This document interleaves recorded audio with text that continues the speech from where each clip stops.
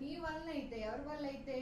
ప్రతి ఒక్కరము కూడా, అది ఉద్యోగమైనా, వ్యాపారమైనా, చదువు పట్లైనా, గర్భఫలం లేని వారికైనా, ఎటువంటి విషయంగా అపనమ్మకంతో ఉన్నారో దాన్ని నువ్వు తొలగించి నీలో విశ్వాసం అనే విత్తనం నాటినట్లయితే తప్పకుండా నా దేవుడు నా పట్ల కార్యం చేస్తాడు అని మీరు నమ్మినట్లయితే మీరు గొప్ప ఫలితాన్ని పొందుకుంటారని దేవుడు సెలవిస్తున్నాడు. అందుకే నమ్ముట నీ వలన అయితే నమ్మరికి సమస్తము సాధ్యమే అన్నాడు.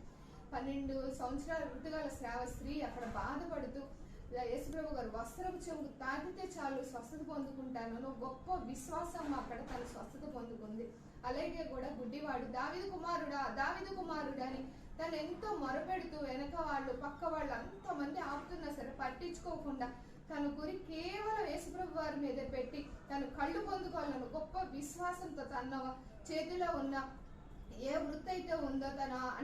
తన అప్పటి వరకు గుడితనంతో ఉంటూ తన చేతుల్లో ఉన్న తన ఒంటి మీద